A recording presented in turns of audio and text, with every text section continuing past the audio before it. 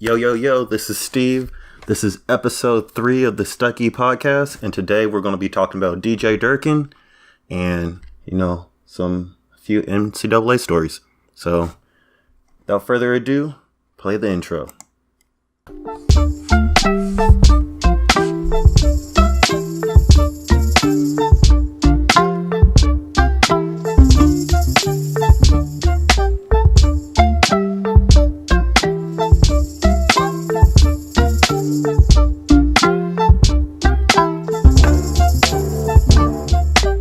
What's up, you mother suckers?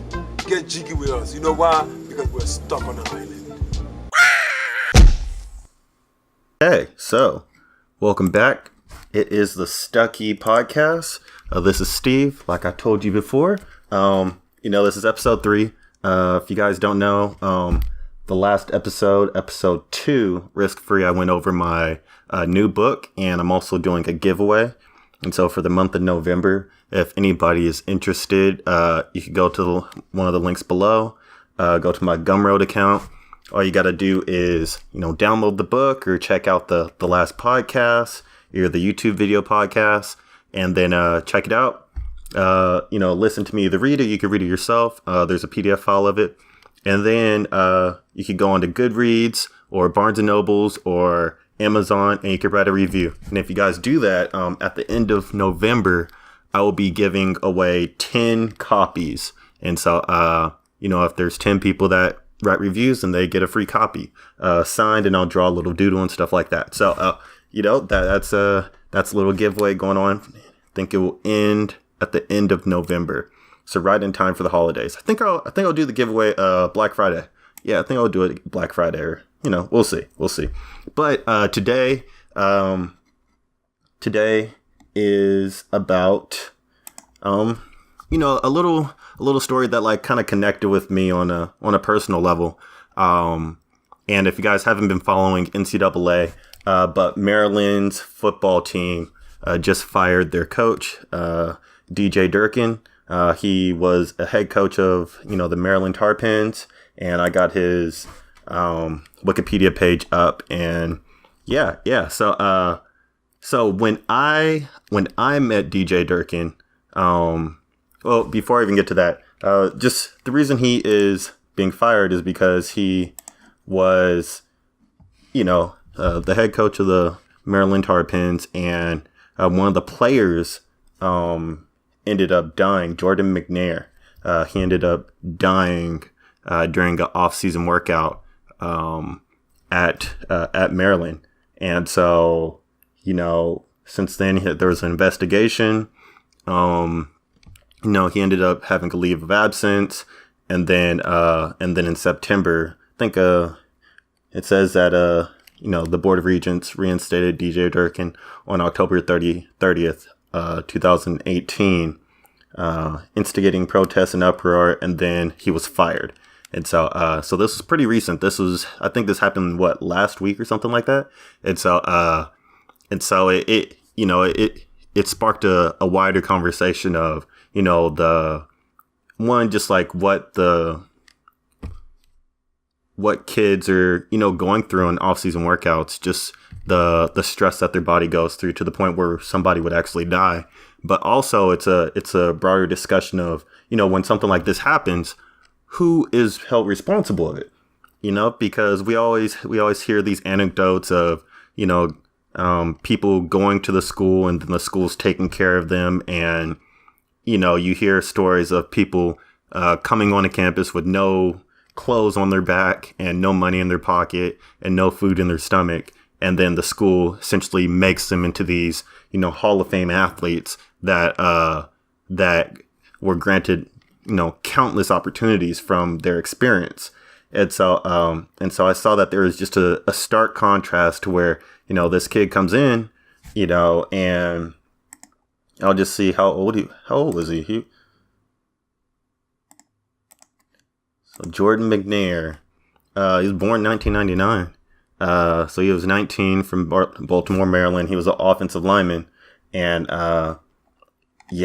this kid was young. He was real young, and so and they say that he died of a heat stroke. and despite him having an emergency liver transplant, he ended up dying June 13th of this year. And so it's, it definitely hit up. It was on ESPN. It was on all these different things. And so for me, I personally I played football, during my junior year. I ended up being, a pretty high recruit coming out of Sacramento. And so when Jim Harbaugh got on at Stanford, because Stanford was probably like my top school at this point. But when Jim Harbaugh got on at Stanford, I was one of the first guys that he offered. And so DJ Durkin was, I think he was like the defensive ends coach or the tight ends coach. And he did like some special team stuff, but he was also the recruiting coordinator from my area. And so I got to know him pretty decently. And mind you, he was an assistant coach, or he came on as like a GA, during that time. And so we've been in contact we were in contact while I was in high school. And the big thing that like I learned from that, is just the business of football, because I got offered in January of 2007, I think. At the middle of my junior year, January 2007. And then from there, you learn, you get a glimpse of kind of the business of it, to the point where, going into my senior year, I ended up decommitting from them because I just didn't, I kind of felt like I wasn't necessarily wanted, or you could tell that like after a while, they go on, they want to move to other guys. And it was just a stark contrast from when, coaches are coming to your school, coaches are doing all these things to try to like woo you. And then once they get you, then they're off to the new person and to the next recruit and all these different things. And so since nothing was set in stone, I was like, I don't feel comfortable, playing for Jim Harbaugh and, being a part of a staff that didn't really make me feel like I was wanted as much as I wanted them, especially as a junior or going into my senior year, and so I ended up decommitting, through an article that I wrote. So I didn't even like let them know I wasn't going to go there, directly. I just told, I think it was like scout.com or like rivals.com that I was going to pursue other options. And, as much as as I think back at it, like maybe it wasn't the right choice, but, for me overall, I felt like, if I were to get injured or something like that, I didn't want them to like try to screw me over in any sort of way, and maybe that was just me being, a little insecure or whatever. But, I guess I was able to foreshadow, a little bit of the things that I was going to go through anyway, to the point where I was like, okay, regardless of where I'm at football wise, is this a place that like I would want to live at? Is this a place that I would want to be at? And ultimately, I ended up going to Hawaii for, interesting reasons, to make a long story short. But when I was injured, the best place to be at is at a vacation spot, to where you get to relax and you get to recover, and, both physically and mentally, like those things kind of intersect together. And so when this whole thing happened with DJ Durkin and Maryland, I was like, dang, because you hear about all these different stories of, guys, dying on the field, from taking Red Bulls and all that stuff. But to see, like off-season workouts, this guy freaking passes out like that's, and then the culpability of how there's like, who's responsible for that, And for me, like I played for University of Hawaii, and then I played for Oregon State, and we had fall camp, we had off-season workouts, all those things, to the point where like we couldn't go home if we wanted to. We had to be on campus for, either like, most of the summer, or at least half of the summer. For Hawaii, we had to be there for either the first or the second session. Mainly the first. They didn't want us taking like second session because it went into fall camp. But at Oregon State, we had to stay there. We only got 1 week before summer training, then a week before fall camp. to even like do anything or have actual summer. And so those off-season training things are like really a big deal because, that's what sets you up for the fall. Gets you in shape. It allows you to get, the winter weight off and all that stuff. But, it's one of those things that like, should be monitored to the point where, it shouldn't come at the point of like you getting in shape or like you losing your life, And so with that, we're always looking at, okay, how do we better ourselves? How do we become better teammates? How do we do all this stuff? And then when somebody dies, it's like, dude, like, what are we really doing right now? Because if it gets to the point where, somebody's literally willing to sacrifice their life to, win a game or, win a certain spot, you realize how little we end up like valuing ourselves in the grand scheme of things. Because at the end of the day, there's somebody who's going to step up to the plate. And at the end of the day, there's somebody you're replaceable at that point. And so with all that being said, you look at the situation and you're like, okay, like somebody like ended up having heat stroke and all those different things. And for him, he's probably just trying to push through all that stuff. But in reality, like he's actually dying. And so to see all this stuff and to see like how like McNair's condition escalated from like him being probably short-winded and really, really hot to ultimately losing his life, you have to ask yourself like, okay, when all that bad stuff happened, when he was in the hospital, when he was doing all these things, who's responsible when it goes bad? Who's going to cover all those bills? Who's going to take responsibility for that loss of life? Because when I ended up having hip surgery, and when I first had my first hip surgery, it took me probably like 2 months to actually 2-3 months to actually get the okay to actually get the surgery. Because mind you, the team surgeon or like the team doctor was the only person that did the surgery, and it was up to him whether I was actually going to get that surgery or just rehab. So I ended up rehabbing for like 3 months, and then all that after doing MRIs and all that stuff, like nothing was getting better and was actually getting worse to the point where I finally got a second opinion and a third opinion. And then it kind of made him actually make a decision. After that, they opened me up and it was a lot worse than it actually was, to the point where it's like, okay, dude, like, with all this technology, with all these like state of the art things that you claim to have, how are you going to miss something? How are you going to miss a diagnosis that, Kaiser Permanente is getting or that other opinions are getting? And, if that was the case, I could have went someplace else. If you're going to sell me on the whole fact that I need to trust you and like you guys are, like top of the line, you guys get people ready for the NFL and all this stuff. But, I get injured and then you're just going to deny me, the access to things that, are necessary for me. It's like, dude, like what, like who do I really trust at that point? Being vulnerable, being, I think I was 19 at the point, like, and God forbid you get parents that don't really understand the situation. Like, I thank God that like my dad was very proactive in all the stuff that I was doing as an athlete, because, he was guiding me along the line. He was telling me when to do things, to the point where, I remember before I had my second surgery, he was like, dude, if you're in pain, like just walk off the field. Like, you don't have to do this, because they have to honor that. And so I remember just after a practice, like my mess was still hurting, and I literally just checked myself out. I was like, I can't do this anymore. Like I'm in so much more pain than like I need to be. And it's not even about like pushing through anything. It's literally like I feel like I'm causing my body more harm than I need to, just to win a starting job and stuff like that. Like I got 4 years left to play or 3 years left to play. I'm not going to waste 1 year because I'm trying to work through injuries when, these injuries need to be attended to in a certain way.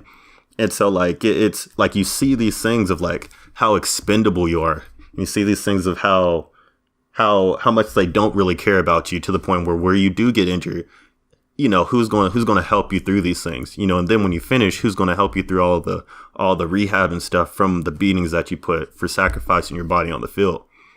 So like for me, it really hit deep to home, because it's like, who's like, when bad things happen, when good things happen, like a head coach or the program will be like, oh yeah, we're responsible for all these things, but when bad things happen, where does the responsibility lie? Does it still lie with them because it's their program, or is it lie with the individual that, went through the things and like didn't take care of themselves, quote unquote, like they should have? Or, like, does it rely with the physicians that, or the trainers or the strength and conditioning coaches? Does it lie with any of those people that, see them day in, day out and control their regimen to the point where, they can't pick a class or they can't sleep at certain times because their schedule doesn't allow for it, and it really comes down to those things, the basic necessities of like what, a student is supposed to go through, like the freedom of being a student.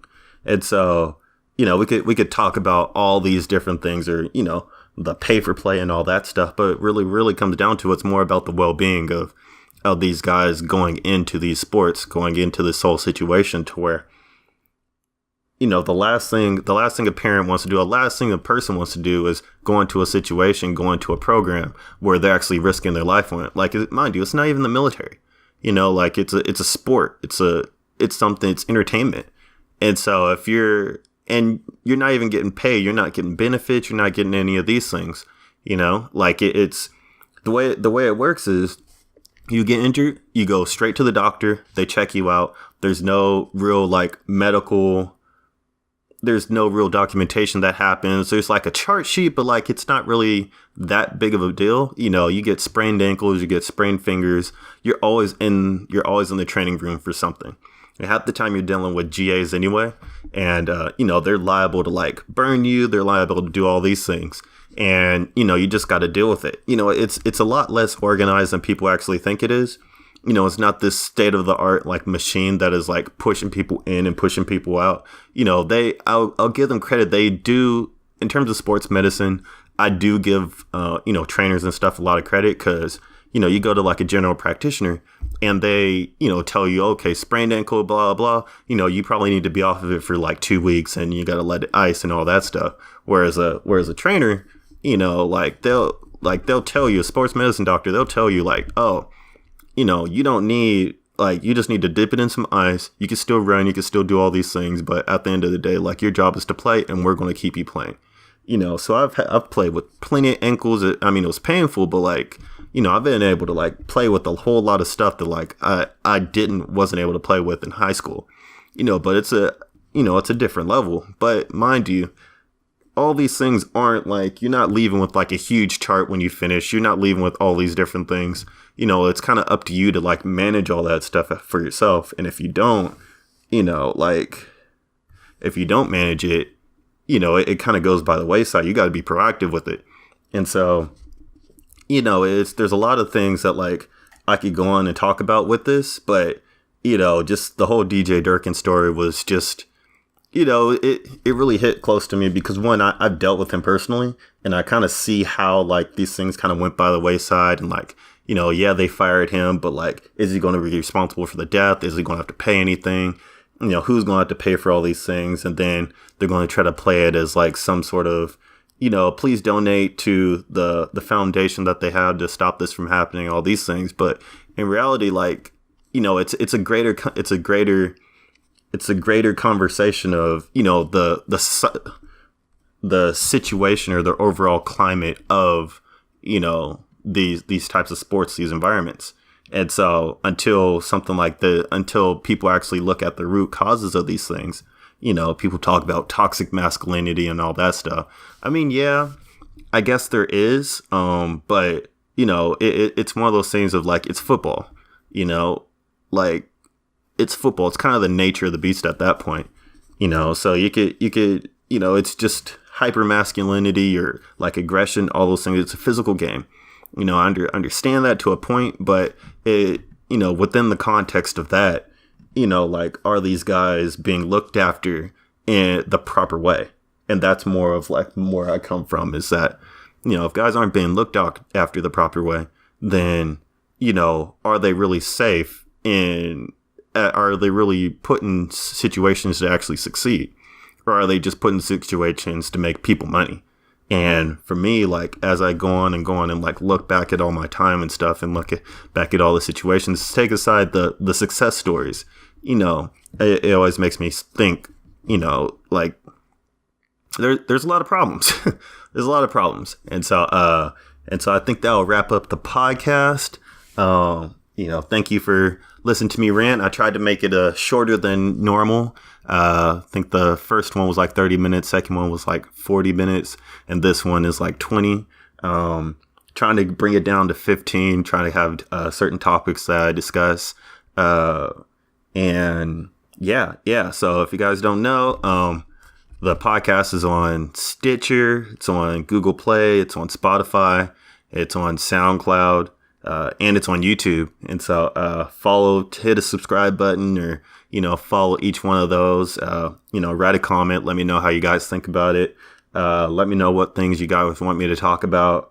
And if you guys follow me on social media and stuff, at StuckonAneyEYELAND, or LND, not LAND, LND, Stuck on an Island, on Twitter and Instagram. And yeah, I'll catch you guys on the flip side. Adios.